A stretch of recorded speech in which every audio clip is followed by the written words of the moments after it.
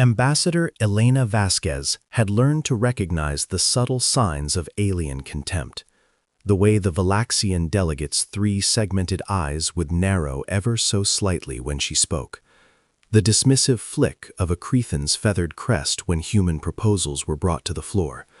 The barely concealed sneer that crossed High Arbiter Thessix's elongated face whenever Earth's representatives dared to address the Galactic Conclave. She had endured 7 years of it. 7 years of humanity being treated as the backward children of the galaxy, tolerated but never respected, acknowledged but never heard. Today's session of the Galactic Conclave was proving no different. "With respect, Ambassador Vasquez," High Arbiter Thessix said, his voice carrying the musical lilt common to the Arvani species, "the Conclave has already addressed the matter of expansion rights in the Kepler 442 system. The decision was made 3 cycles ago." "A decision made without Earth's consultation," Elena replied, keeping her voice steady despite the frustration burning in her chest. "A decision that directly affects human colonial interests."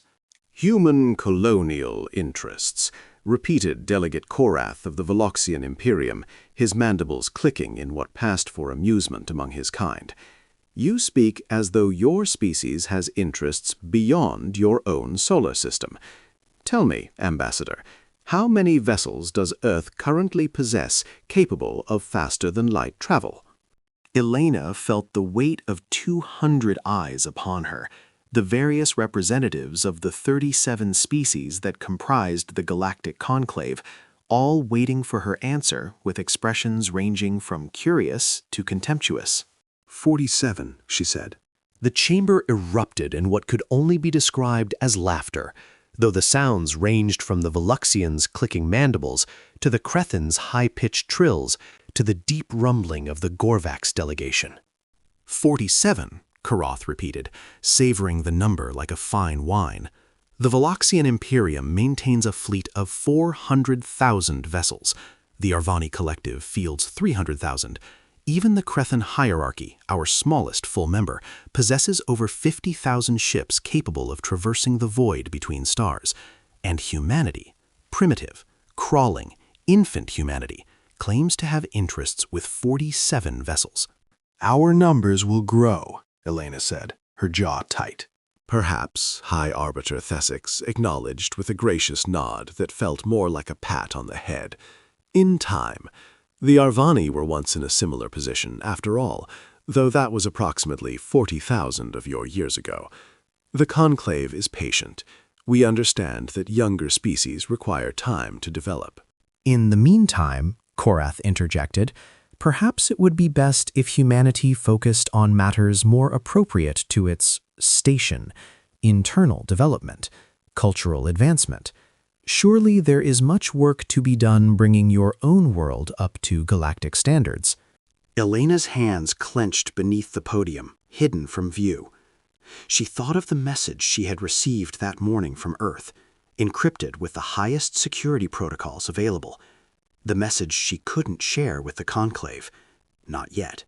"Humanity appreciates the Conclave's guidance," she said carefully, "but I must formally lodge our objection to the exclusion of Earth from decisions affecting human interests." Which meant it would be ignored entirely. The session continued for another 3 hours, during which humanity was mentioned only twice more. Once in reference to a cultural exchange program that several delegates found quaint, and once when Delegate Morthax of the Gorvax Dominion suggested that Earth might serve as a suitable location for a waste processing facility, given its underutilized nature. Elena said nothing. She absorbed every slight, every condescending glance, every dismissive gesture. She filed them away in the same mental vault where she kept 7 years of similar treatment. And she thought about the message from Earth. When the session finally concluded, she made her way through the crystalline corridors of the Conclave Station, a massive structure that orbited the neutron star at the galaxy's geometric center. The station had been built by the Arvani during the height of their imperial expansion, approximately 12,000 years ago, and it showed its age despite constant maintenance. Ancient symbols were carved into every surface, and the walls themselves seemed to hum with technologies that humanity could only dream of understanding. Or so the other species believe. Ambassador Vasquez. She turned to find Envoy Rethka of the Crethan hierarchy approaching, his feathered crest held in a neutral position that indicated neither hostility nor friendship. Envoy, she acknowledged. Rethka fell into step beside her, matching her pace despite his longer limbs. The Crethan were avian in origin, standing nearly 3 meters tall with bodies covered in iridescent feathers that shifted color based on their emotional state. Rethka's feathers currently displayed a subtle blue-green hue that Elena had learned to associate with contemplation. You handled yourself well in there, he said quietly. Did I? I don't recall accomplishing anything. Accomplishment and handling oneself are not the same thing. Rethka's crest rose slightly. I have observed humanity since your species first made contact with the Conclave. Your kind possess a quality that most species lack. And what quality is that? Patience, concealing fury. Rethka's feathers shifted briefly to a warmer orange before returning to blue-green. I have seen it in your eyes, Ambassador, in the eyes of every human representative I have encountered. You smile and nod and accept the insults, but beneath that surface, there is something waiting. Elena stopped walking and turned to face the Crethan envoy directly. Is there a point to this observation, Envoy? Only curiosity. Rethka's head tilted in the way that indicated genuine interest. The Crethan hierarchy joined the conclave approximately 3,000 years ago, by your measurement. We were treated much as humanity is treated now, dismissed, ignored, considered primitive. It took us nearly 1,000 years to earn our current status, and even now we are regarded as the least among equals. Your species eventually proved themselves. We did, through patience, through gradual demonstration of our capabilities. Rethka paused, his crest lowering slightly. But there are other ways, Ambassador. Faster ways, more dangerous ways. I'm not sure what you're implying. I imply nothing. The envoy's feathers shifted to a neutral gray. I merely observe, and I have observed that humanity, unlike any other species to join the conclave, has been remarkably secretive about its development programs. Your 47 vessels are well known to us, cataloged and monitored, but the Crethan intelligence services have noted gaps. Elena kept her expression carefully neutral. Gaps? Resources that enter your system but are not accounted for in your visible projects. Energy signatures that suggest industrial activity far beyond what would be necessary to maintain 47 vessels. Communication patterns that indicate a military structure far more complex than what you have revealed to the conclave. For a long moment, neither spoke. The Crethan have always been observant, Elena finally said. It is how we survived. Rethka inclined his head in a gesture of respect. I share this with you not as a threat, Ambassador, but as a warning. The other species of the conclave are not as attentive as the Crethan. They see what they expect to see, a primitive species struggling to find its place among its betters. But if humanity is hiding something, and if that something is eventually revealed, the reaction may not be what you anticipate. I appreciate the warning, Envoy. I hope that you do. Rethka's crest rose to its full height. Because whatever humanity is planning, the Crethan wish to be counted as friends rather than enemies when that day arrives. He inclined his head once more and continued down the corridor, leaving Elena alone with her thoughts. She waited until he had disappeared around a corner, then resumed her walk to the human embassy. Her heart was beating faster than she would have liked, but her expression remained calm. The Crethan knew, or at least they suspected, which meant the timetable might need to be accelerated. Chapter 2, Secrets in the Dark. The human embassy on Conclave Station was, by design, the smallest and most modest of all the diplomatic quarters. It occupied a single level of the station's residential sector, comprising a reception area, a small conference room, 3 private offices, and living quarters for the ambassador and her 2 aides. What the other species didn't know, what they had never thought to investigate, was that the embassy's floor was 30 centimeters thicker than the station's standard construction. Within that hidden space lay the most sophisticated quantum communication array humanity had ever built, capable of maintaining an instantaneous link with Earth, regardless of distance. It was this array that Elena activated the moment she was safely within her private office, the room's countermeasures engaging automatically to prevent any form of surveillance. Vasquez to command, she said, settling into her chair. Priority Alpha, requesting immediate connection to Admiral Chen. The response came within seconds.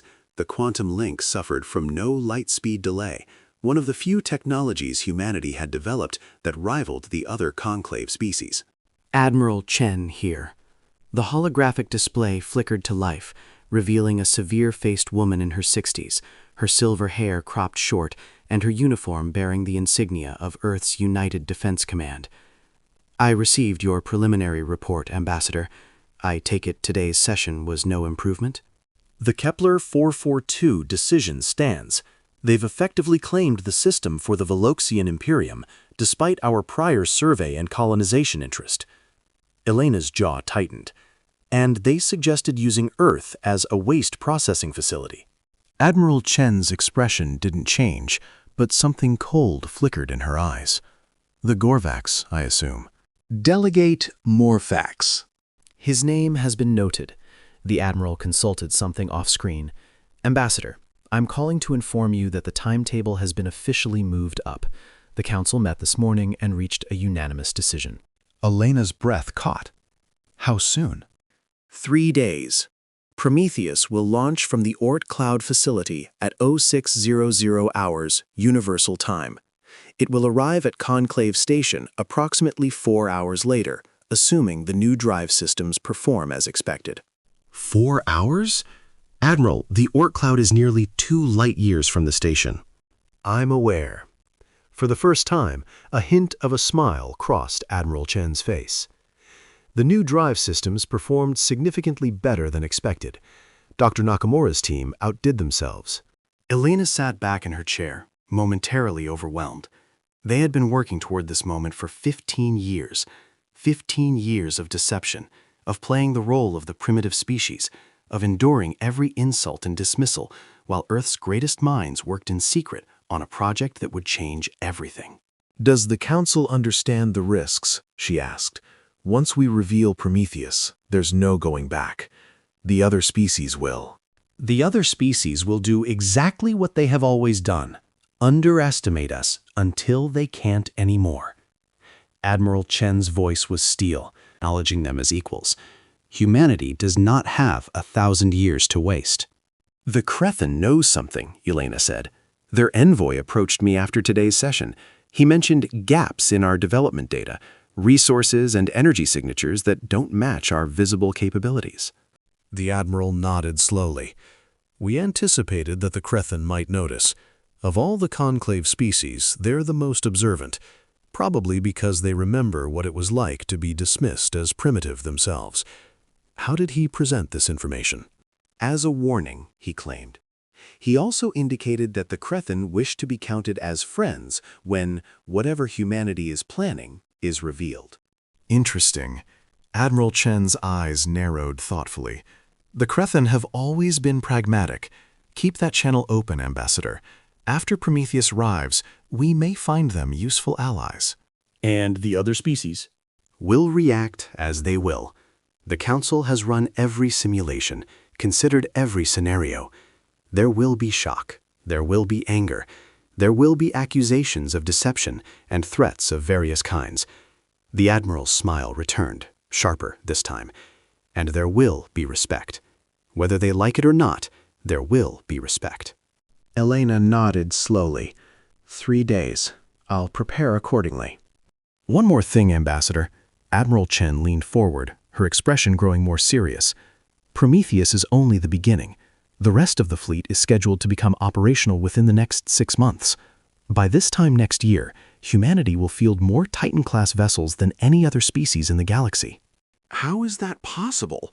The resources alone. We've had 70 years since first contact, Ambassador. 70 years of playing dead while the galaxy ignored us. 70 years of asteroid mining, of lunar and Martian industry, of harvesting resources from the outer planets in the Kuiper Belt. 70 years of every able mind on Earth working toward a single goal. Admiral Chen's eyes gleamed. The Conclave thinks we have 47 ships. They never thought to wonder why we only have 47 ships. Alina understood. It was the same logic that had governed humanity's entire interaction with the galactic community. Never show your full strength. Never reveal your true capabilities. Let them believe what they want to believe. Because building 47 ships is what a primitive species would do. Exactly. The Admiral's voice softened slightly. Get some rest, Ambassador. You're going to have a very interesting week ahead of you. The holographic display flickered off, leaving Elena alone in the quiet of her office. She sat for a long time, staring at nothing, contemplating the weight of what was about to happen. For 15 years, Earth had poured every resource it could spare into a secret project hidden in the darkest reaches of the solar system. For 15 years, the people of Earth had accepted reduced rations, extended work hours, and countless sacrifices, all in the name of a promise that one day humanity would take its rightful place among the stars. In 3 days, that promise would be kept. Chapter 3: The Gathering Storm. The next 2 days passed in a haze of routine and anticipation. Elena attended conclave sessions, endured the usual patronizing treatment, and gave no indication that anything was about to change. She exchanged polite words with Delegate Korath, who seemed to take special pleasure in reminding her of humanity's developmental challenges. She listened as High Arbiter Thesix delivered lengthy speeches about the importance of gradual integration for younger species.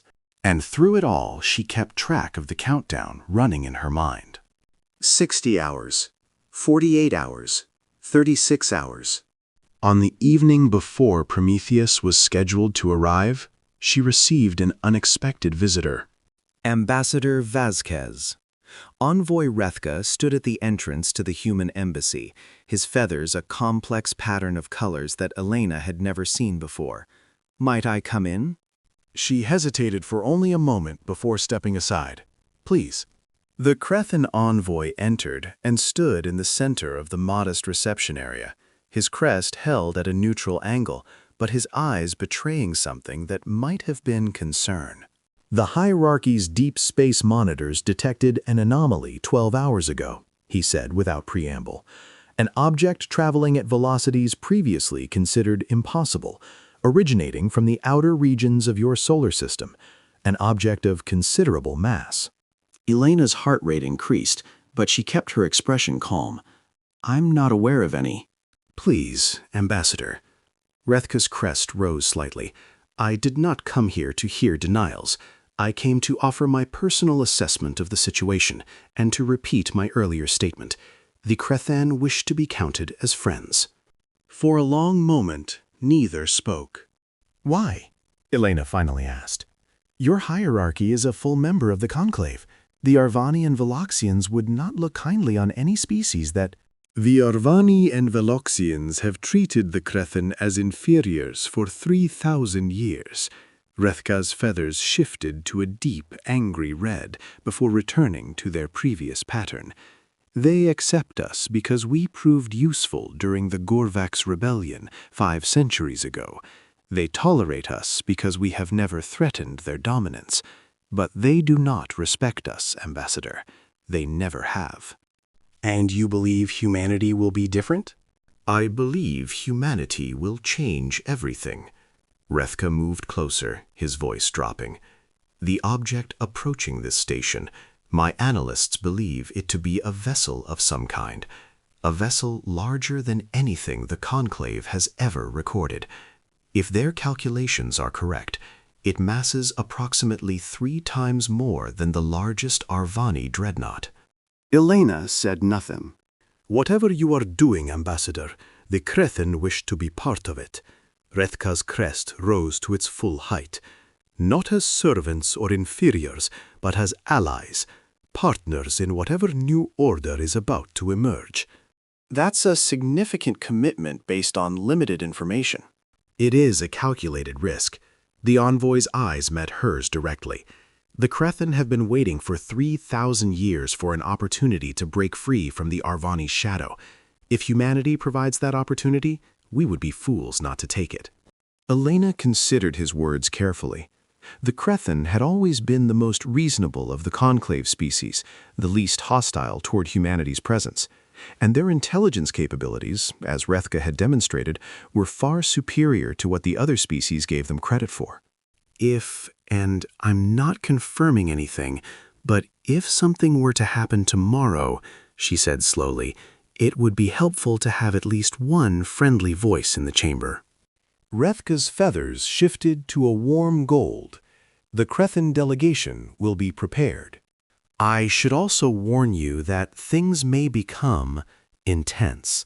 The other species may not react well to sudden changes in the status quo. The Krethen are familiar with hostility, Ambassador. We have survived it for millennia. Rethka inclined his head in a gesture of respect. Until tomorrow, then. He departed, leaving Elena alone with the knowledge that their secret was no longer quite as secret as they had believed. But perhaps that was acceptable. Perhaps having at least one ally when the moment came would make all the difference. She didn't sleep that night. Chapter 4. Dawn of the Titan. The morning session of the Galactic Conclave began as unremarkably as any other. Delegates from 37 species took their positions in the vast circular chamber, holographic displays flickering to life as the day's agenda materialized before them. Elena stood at humanity's designated position, a small podium near the back of the chamber, as befitting a probationary species, and tried to keep her breathing steady. According to her calculations, Prometheus would arrive in approximately 3 hours. The session would be in full swing, the chamber filled with delegates. High Arbiter Thesix called the session to order, his melodious voice carrying easily through the chamber's advanced acoustics. Delegates of the Galactic Conclave, we gather once more to address the matters of governance that affect all civilized peoples. Today's agenda includes a proposal from the Veloxian Imperium regarding resource extraction rights in the Outer Territories, a report from the Gorvax Dominion on the pacification of the frontier provinces, and Elena listened with half an ear as the agenda was read. Routine matters, mostly, the kinds of decisions that shaped the galaxy but rarely made history. She glanced across the chamber to where Envoy Rethka sat with the Krethen delegation. He caught her eye and gave an almost imperceptible nod. The hours passed slowly. The Veloxian proposal was approved, granting the Imperium exclusive mining rights in a region that bordered human-claimed space. Elena objected, as was expected, and was overruled, as was expected. 2 Gorvax commanders delivered a lengthy report on their successful suppression of a rebellion in the frontier provinces, a report that glossed over the massive civilian casualties that Earth's intelligence services had documented. And then, precisely 3 hours and 7 minutes after the session began, every display in the chamber flickered simultaneously. "What is the meaning of this?" High Arbiter Thesix demanded, his composed demeanor cracking slightly. Before anyone could respond, a new image appeared on every screen in the chamber. It was a ship, or rather, it was something that vaguely resembled a ship in the same way that a tsunami vaguely resembled a wave. The vessel filled the display with its sheer mass. Its hull was a dark gunmetal gray, bristling with weapon emplacements and sensor arrays. Its overall shape was vaguely humanoid, a massive central body flanked by 2 enormous arms that terminated in what appeared to be primary weapon systems. At its center, a brilliant blue glow pulsed with the steady rhythm of a heartbeat. Dimensional specifications scrolled across the bottom of the display. Length, 47 kilometers. Width, 23 kilometers. Height, 31 kilometers. Mass, 8.7 trillion metric tons. The chamber had gone absolutely silent. That, Elena said, stepping forward from her position at the back of the room, her voice cutting through the stunned quiet, is the UES Prometheus, the first of humanity's Titan-class vessels. It entered sensor range of Conclave Station approximately 4 minutes ago and is currently holding position at a distance of 50,000 kilometers. Delegate Korath was the first to find his voice, though it emerged as a strangled rasp. Impossible! This is some form of deception, some holographic trick. I assure you, Delegate, the Prometheus is quite real. Elena allowed herself a small smile. Your own sensors should be confirming its presence right about now. As if on cue, alarms began blaring throughout the station. Warning lights flashed, and panicked voices could be heard from the corridors outside the chamber. High Arbiter Thesix gripped the edges of his podium, his elongated face pale. Ambassador Vasquez, explain yourself. What is the meaning of this? It's exactly what it appears to be, High Arbiter.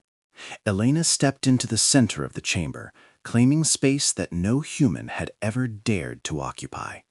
It is a warship, a human warship, one designed and built over the course of 15 years in the outer regions of our solar system, far from the prying eyes of the Conclave's surveillance systems.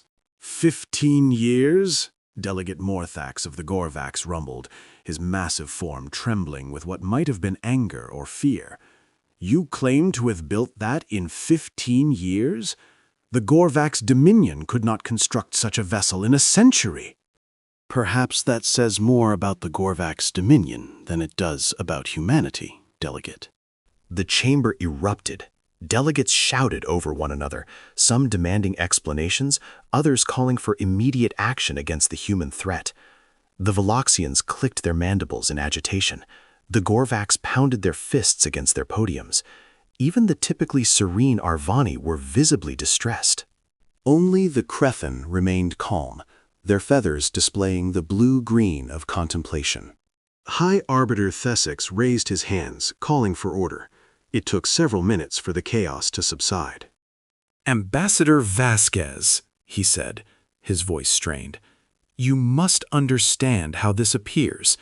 You have concealed a massive military asset from the Conclave. You have violated the terms of your probationary membership. You have... With respect, High Arbiter, I have violated nothing. Elena cut him off, her voice sharp. The terms of humanity's probationary membership require us to disclose any vessels engaged in interstellar travel. The Prometheus has not, until today, engaged in interstellar travel. It was constructed and maintained within our own solar system, which remains, according to Conclave law, sovereign human territory. Semantics, Korath spat. Legal technicalities cannot obscure the threat you present. Threat? Elena turned to face the Veloxian delegate directly. I'm confused, Delegate. For 7 years, the Conclave has assured me that humanity is a primitive species, barely capable of building vessels that function in open space. If that's true, how can a single ship, however large, present a threat to the mighty Veloxian Imperium and its 400,000 vessels? Korath's mandibles worked silently, unable to formulate a response. Or perhaps, Elena continued, the Conclave has been underestimating humanity all along. Perhaps the assumptions that have governed your treatment of our species were never accurate in the first place.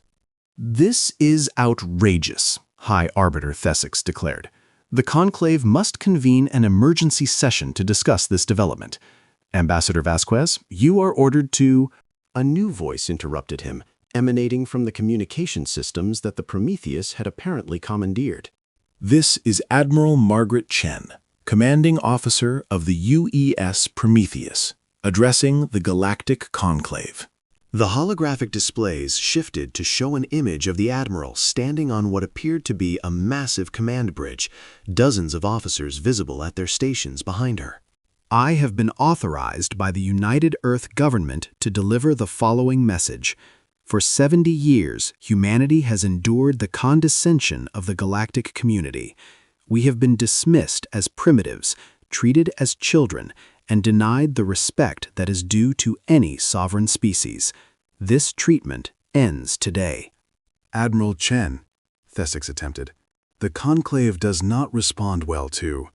The Prometheus is the first of 12 Titan-class vessels that will become operational within the next 6 months, Admiral Chen continued, ignoring the interruption.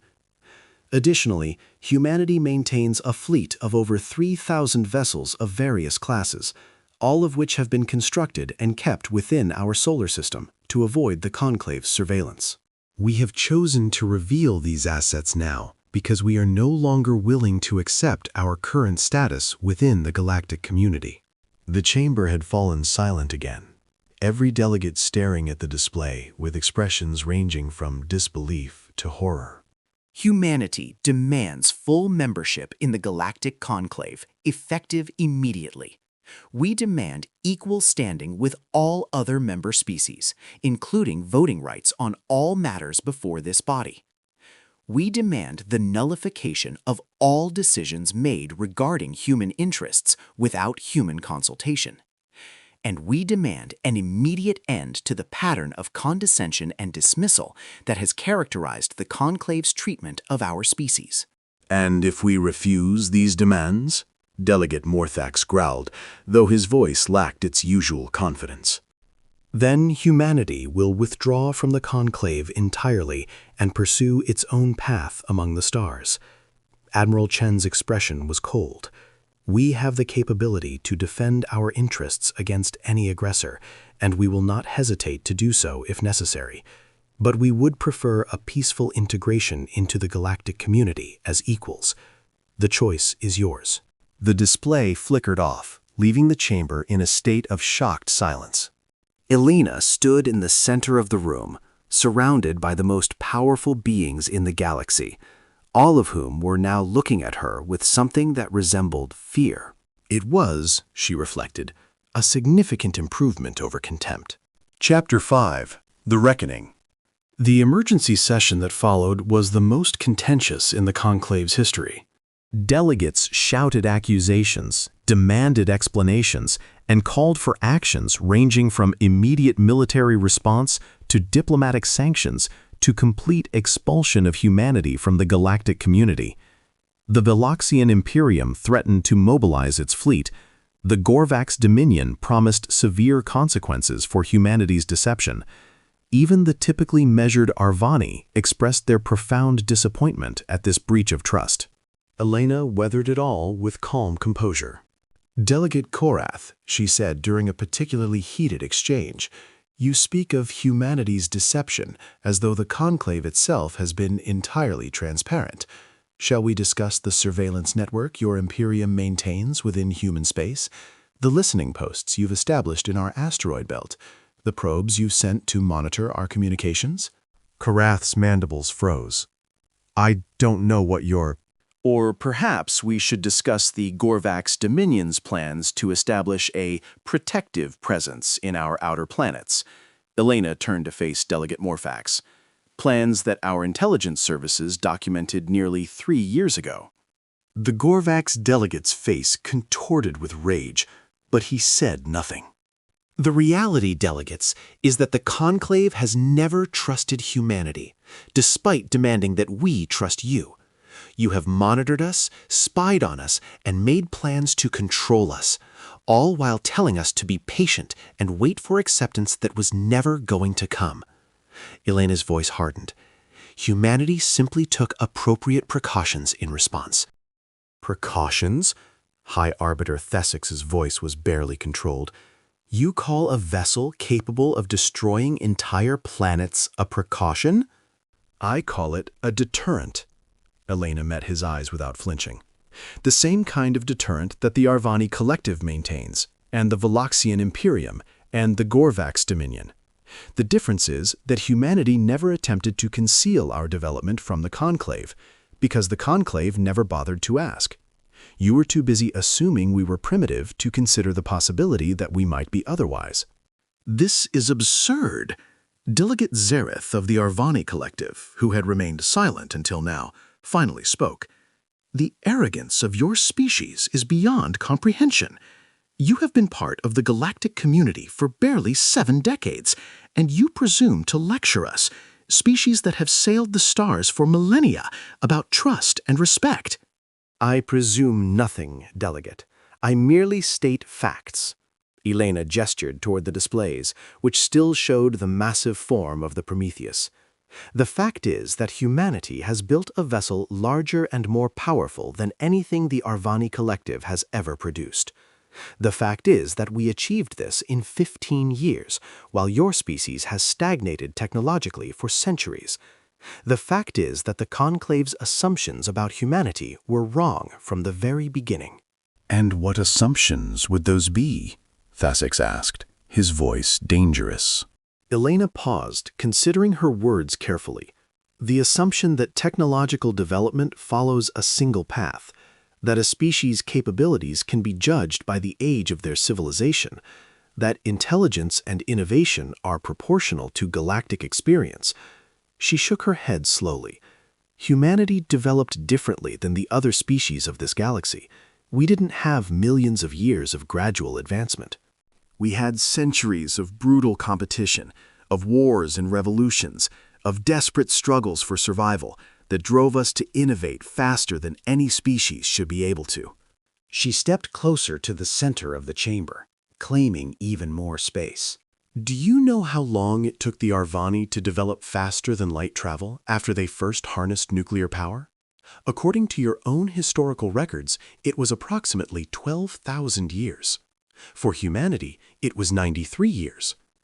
Do you know how long it took the Veloxians to develop artificial gravity technology? 8,000 years.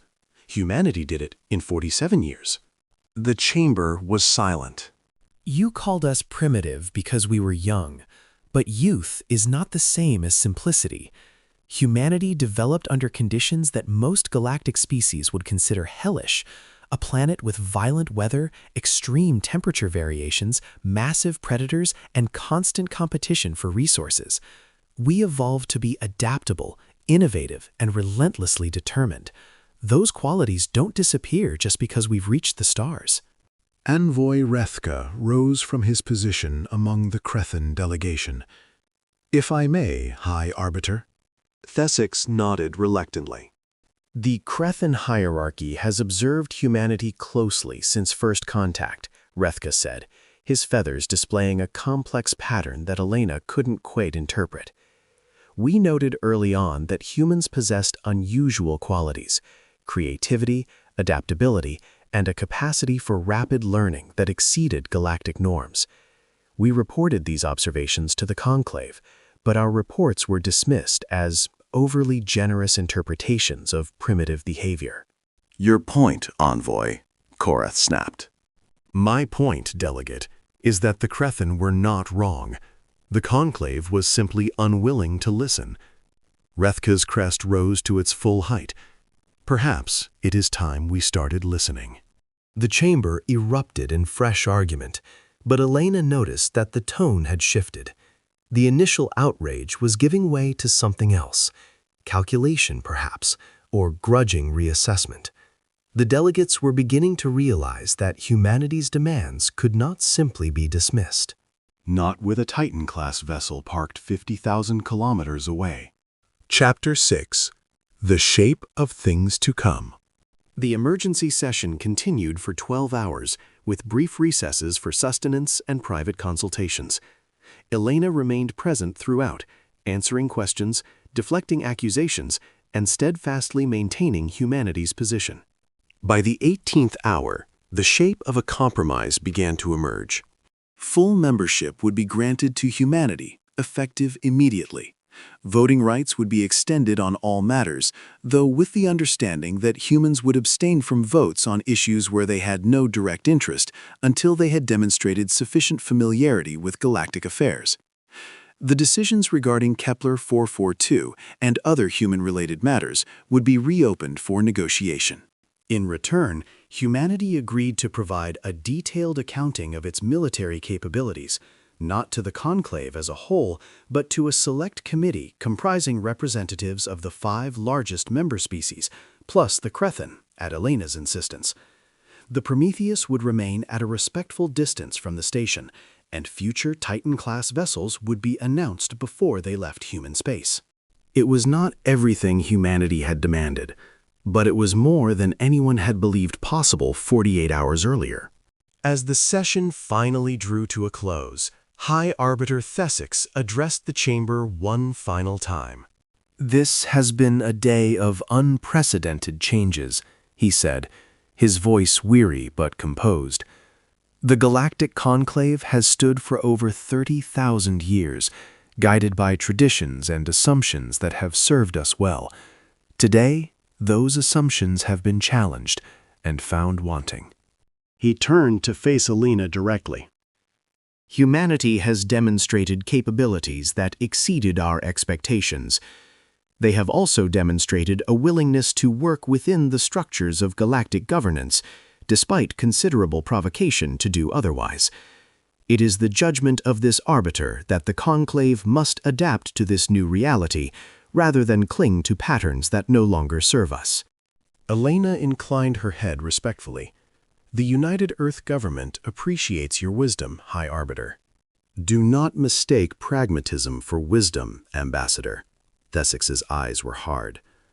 The conclave accepts humanity as an equal member because we have no practical alternative. But trust is not built through displays of force. It is built through time and demonstrated good faith. Humanity has a great deal of work ahead if you wish to be truly accepted among us. "We understand, High Arbiter, and we are prepared to do that work." Then let us hope that your species' future actions justify your words. The session was adjourned. Chapter 7: A New Dawn. Elena stood at the observation deck of the human embassy, watching the Prometheus through the reinforced viewport. Even at 50,000 kilometers, the vessel was visible to the naked eye, a dark shape against the star-filled void, massive beyond comprehension. The door behind her slid open, and she turned to find Envoy Rethka entering. Ambassador, I hope I'm not intruding. Not at all, Envoy. She gestured toward the viewport. I was just contemplating the view. Rethka moved to stand beside her, his feathers displaying a warm gold that Elena had learned to associate with satisfaction. It is quite a sight, he acknowledged. I have spoken with my superiors in the hierarchy. They are pleased with today's developments. And the Crethin's position? The Crethin formally align ourselves with humanity, effective immediately. Rethka's crest rose. We propose a comprehensive alliance, military, economic, and technological. The hierarchy believes that our two species have much to offer each other.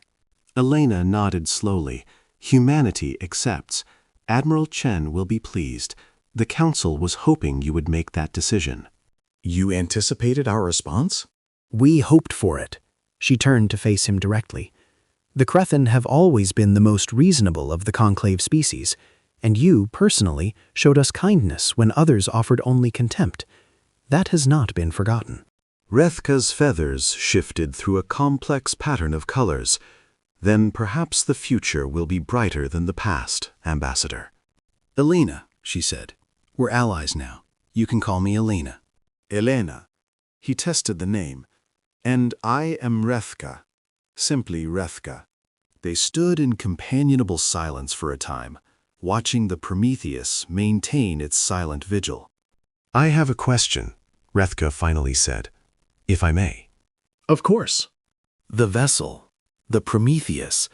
You said it was the first of 12, but the design, the scale, the technology, all of it far exceeds anything we believed humanity capable of. His head tilted in curiosity. How? How did your species accomplish so much in such a short time? Elena considered the question for a long moment before answering. "When humanity first made contact with the conclave, we were in awe," she said softly. "The technology, the scale of the civilizations, the depth of history, it was overwhelming. We felt like children who had wandered into a gathering of gods." Many young species feel that way. Yes, but what humanity felt next was different. Elena's jaw tightened. We felt angry.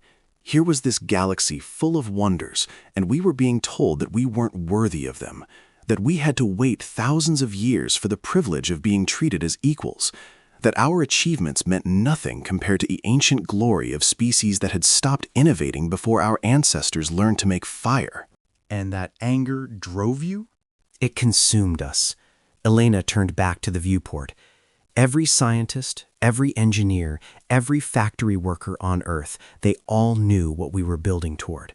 They all knew that one day humanity would stand before the conclave and demand our place among the stars. And they were willing to sacrifice everything to make that day come sooner rather than later. A remarkable unity of purpose. Humans are capable of remarkable things when we're properly motivated. She allowed herself a small smile. Usually, we need an enemy to unite against. In this case, the enemy was condescension itself. Rethka was silent for a moment. And now? Now that you have achieved your goal? Now the real work begins. Elena's expression grew serious. The Prometheus is a symbol, a statement of what humanity can accomplish. But symbols don't feed people or build civilizations. We've spent 15 years pouring our resources into military development at the expense of everything else. Our people have accepted reduced rations, extended work hours, delayed medical treatments, all in the name of this moment. That cannot have been easy. It wasn't, but it was necessary. She turned to face Rethka again. Now we need to rebuild, to improve the quality of life for our people, to develop the peaceful technologies that we neglected while we were building warships, and to prove to the galaxy that humanity is more than just a military threat, that we can be valuable partners in building a better future. The Crethan stand ready to assist in that endeavor. And we are grateful for it. They fell silent once more. Two representatives of species that had been dismissed and underestimated, now standing together on the threshold of a new era. Chapter 8. Echoes of the Future. 3 months had passed since the Prometheus had appeared at Conclave Station. In that time, the galaxy had undergone more changes than it had seen in centuries. Humanity's full membership in the conclave had been formalized, with Ambassador Elena Vasquez taking her place among the primary delegates. The alliance between Earth and the Crethan hierarchy had been announced, sending shockwaves through the established power structures.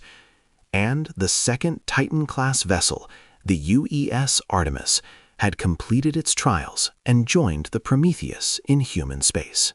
But perhaps the most significant changes were the ones that couldn't be seen in fleet deployments or diplomatic agreements. Elena sat in her new office, a proper diplomatic suite befitting a full member species, reviewing reports from Earth. The first shipments of Crethan medical technology had arrived, and early trials showed promising results for treating several diseases that had long plagued human populations. In exchange, human engineers were working with Crethan scientists to develop new propulsion systems based on the technology that powered the Prometheus. There had been setbacks, of course. The Veloxian Imperium had formally protested the human-Crethan alliance, claiming it represented a destabilizing influence on galactic affairs. The Gorvax Dominion had withdrawn its ambassador from Conclave Station in a dramatic gesture of disapproval, and there were rumors of secret meetings between the Arvani Collective and other major powers, presumably to discuss how to contain humanity's growing influence. But there were also signs of progress. Several smaller species had quietly approached Earth's diplomatic services, expressing interest in closer relationships. The Philacian Federation, a mid-tier power that had long chafed under Veloxian dominance, had proposed a trade agreement. Even some Arvani factions were rumored to be reconsidering their species' traditional hostility toward newcomers. The galaxy was changing. slowly, reluctantly, but changing nonetheless. A knock at her door interrupted her thoughts. "Come in." Admiral Chen entered, looking simultaneously exhausted and energized, the look of someone who had been working too hard but enjoying every minute of it. Ambassador, I just received confirmation from the Council. The 4th Titan-class vessel, the UES Athena, will be completed ahead of schedule. We'll have 6 operational within the next 2 months. Excellent news. Elena gestured to a chair. Sit down before you collapse, Admiral. You look like you haven't slept in weeks. Sleep is for people who aren't reshaping the galactic order, but she sat down anyway.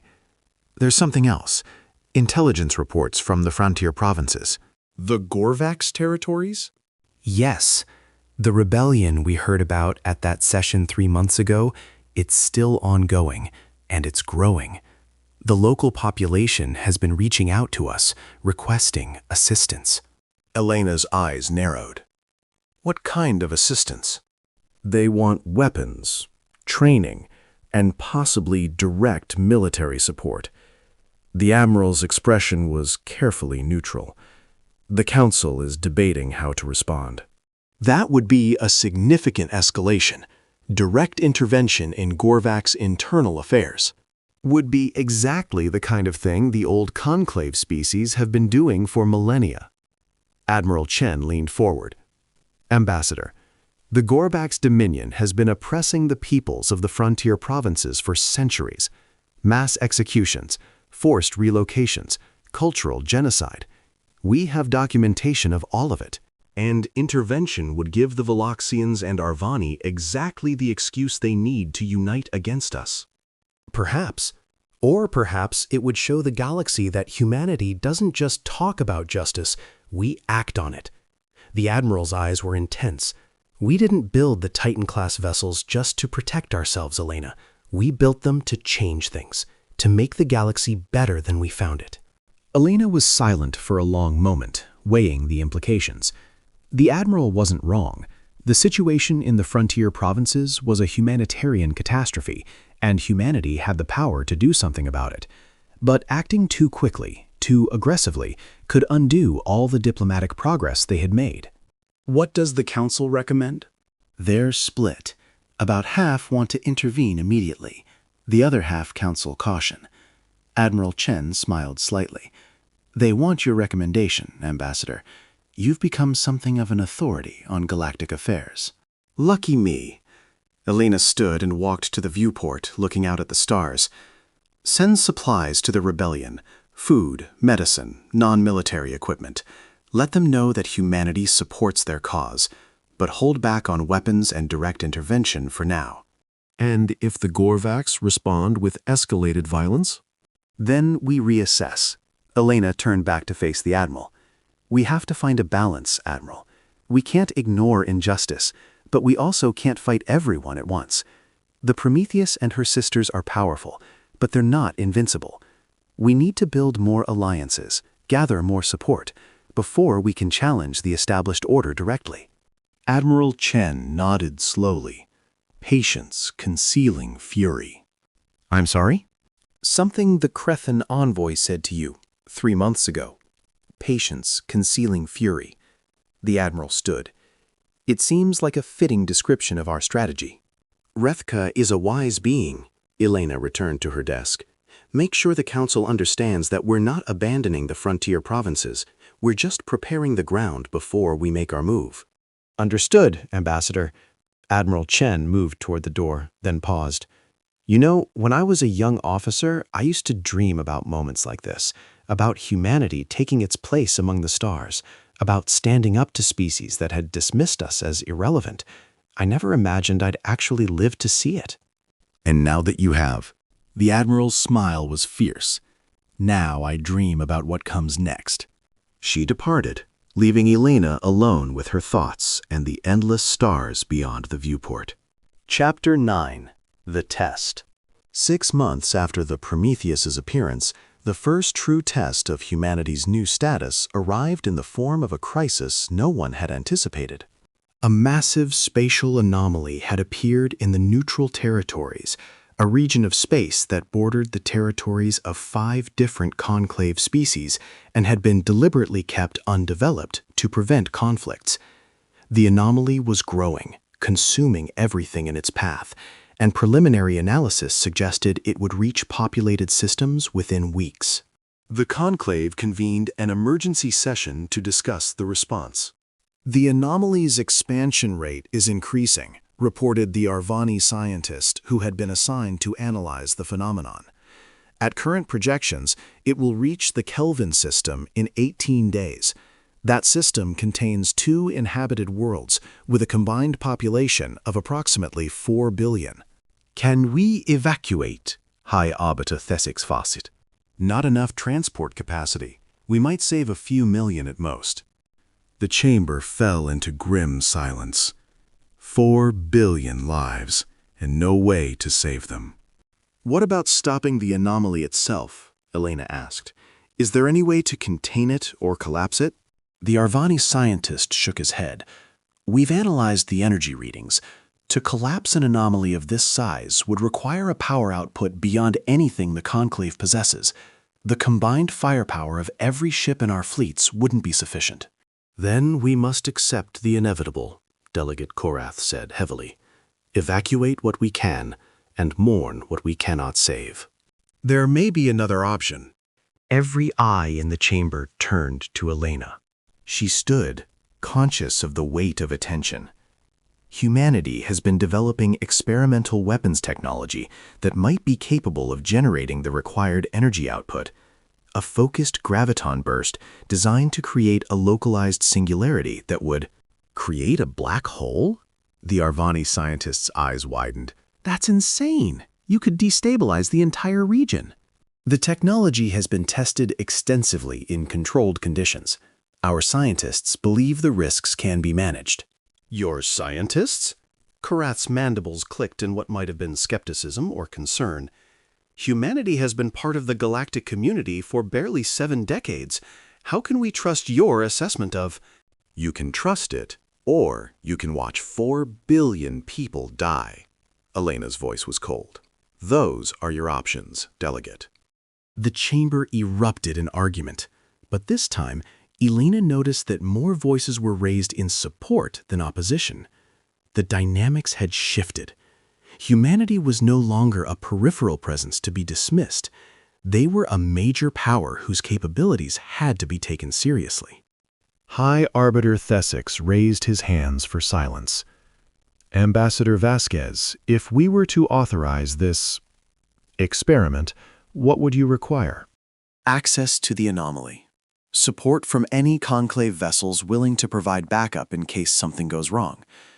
And trust that humanity knows what it's doing. Trust. Thesix's voice was heavy with irony, something that has been in short supply between our species. Then perhaps this is an opportunity to build it. The vote was held an hour later. By a margin of 23 to 14, the conclave authorized humanity to attempt the graviton collapse. Elena immediately contacted Admiral Chen. The Council approved it, she reported. Can the Prometheus and Artemis handle the power requirements? The engineering teams are confident. But, Elena, if this fails, it won't just be the Kelvin system we lose. The feedback could destabilize the singularity creation process and make the anomaly worse. I know the risks, Admiral. So does the Conclave. But 4 billion lives. 4 billion lives are worth the risk. Admiral Chen's expression hardened. We'll be in position within 6 days. Have the Conclave clear the area and stand by for support operations. The next week was a blur of preparations, calculations, and barely controlled panic. Elena shuttled between the conclave chamber and the human embassy, coordinating response efforts and fielding endless questions from nervous delegates. Rethka and the Crethan delegation provided invaluable support, helping to manage the other species' anxieties and ensuring that the necessary resources were mobilized. On the morning of the 7th day, the Prometheus and Artemis took up position near the anomaly, their massive forms dwarfing the support vessels that surrounded them. Elena watched from the command center of the human embassy, her heart pounding as the final countdown began. Graviton emitters charging, came the report from the Prometheus. All systems nominal. Commencing synchronized burst in T-minus 60 seconds. The displays showed the two Titan-class vessels positioning themselves on opposite sides of the anomaly, their primary weapons glowing with accumulated power. Elena felt a hand on her shoulder and turned to find Rethka standing beside her, his feathers a calm blue-green. "Whatever happens," he said quietly, "the Crethan will stand with humanity." "Thank you, my friend." 20 seconds. The tension in the command center was palpable. If this worked, humanity would have saved 4 billion lives and demonstrated their value to the galactic community in the most dramatic way possible. If it failed... 10 seconds. 5. Graviton burst engaged. The displays flared white as the two Titan-class vessels discharged their weapons simultaneously. The energy reading spiked beyond anything the sensors could properly record, and for a moment, Elena feared the worst. Then the readings began to stabilize. "Anomaly is collapsing," came the report from the Artemis. "Singularity formation is proceeding within predicted parameters. We're doing it." The command center erupted in cheers. Elena felt tears streaming down her face as she watched the massive spatial anomaly shrink and collapse in on itself, finally winking out of existence in a flash of exotic radiation. The crisis was over. 4 billion lives had been saved. And humanity had proved beyond any possible doubt that they belonged among the stars. Chapter 10. The New Order. The celebration in the conclave chamber was unlike anything in the organization's 30,000-year history. Delegates who had dismissed humanity as primitive lined up to offer their congratulations. Species that had barely acknowledged Earth's existence now clamored for trade agreements and diplomatic relationships. Even the Veloxians and Gorvax, while maintaining their official disapproval, could not entirely hide their grudging respect. Elena stood at the center of it all, accepting congratulations with gracious dignity, while internally marveling at how quickly fortunes could change. High Arbiter Thesix approached her as the celebration began to wind down. Ambassador Vasquez, on behalf of the Galactic Conclave, I wish to express our profound gratitude for humanity's intervention in the Neutral Territories crisis. You saved 4 billion lives today. Lives that would have been lost without your species' unique capabilities. We were honored to help, High Arbiter. It's what any Conclave member would have done. Perhaps. Thesix's eyes held something that hadn't been there before, something that looked almost like respect. But not every Conclave member could have done it. That distinction belongs to humanity alone. He paused, seeming to wrestle with something. "I owe you an apology, Ambassador. For years, I dismissed your species based on assumptions that proved to be unfounded. I saw what I expected to see, rather than what was actually there. That was a failure of judgment, and I regret it." Elena nodded slowly. "Thank you, High Arbiter.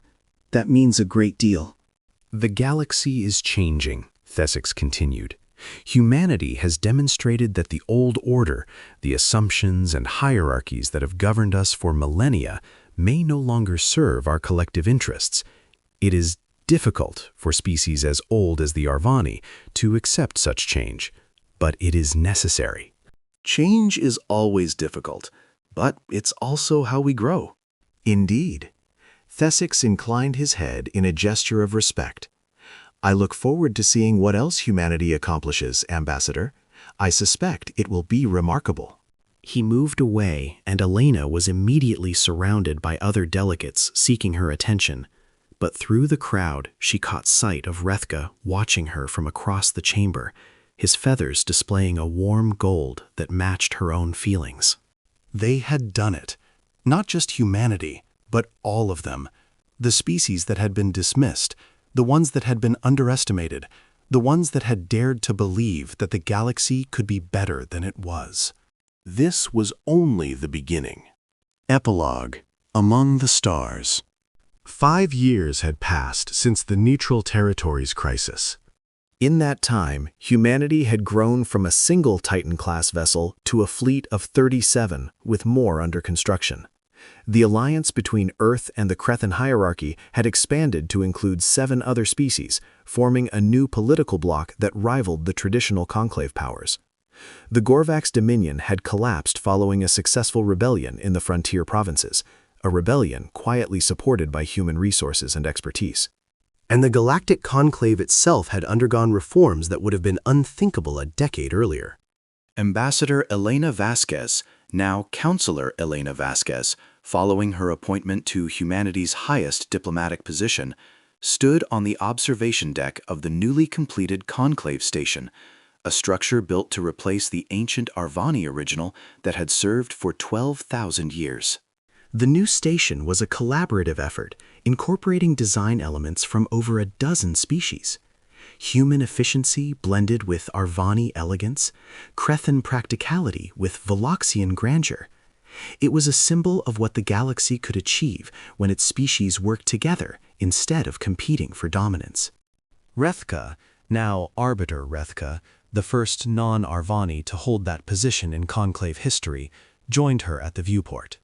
Contemplating the view again, he asked, his feathers displaying the warm gold that she had come to associate with their friendship. "I was thinking about how much has changed," she replied, "and how much more there is to do." The work is never finished. That is the nature of progress. I know, she smiled slightly, but sometimes it's nice to pause and appreciate how far we've come. Rethka nodded, his crest rising slightly. "Do you remember what you told me the night before the Prometheus was revealed? You said that humans were motivated by being underestimated, that condescension was the enemy that united your species." "I remember. What motivates you now that humanity is no longer underestimated?" Elena considered the question for a long moment. It was something she had thought about often in recent years, as humanity's status in the galaxy had transformed from outsiders to equals to leaders. "Hope," she finally said. "When I was young, I never imagined a future like this.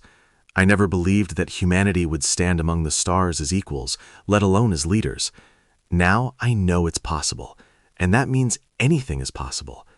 The future is not fixed. It's not predetermined by ancient assumptions or historical patterns. It's something we create, together, through our choices and our actions." A very human perspective, Rethka observed. Perhaps, but it's also true. She turned to face him directly. The galaxy didn't have to change. The Conclave didn't have to reform. You didn't have to become Arbiter. But all of those things happened because people, human and otherwise, made choices to make them happen. That's what motivates me now. The knowledge that we can always choose to make things better. Rethka's feathers shifted through a complex pattern that Elena had learned to recognize as profound agreement. "Then let us continue making those choices," he said. "Together." They stood in companionable silence, watching the stars wheel past the viewport. Somewhere out there, new challenges waited.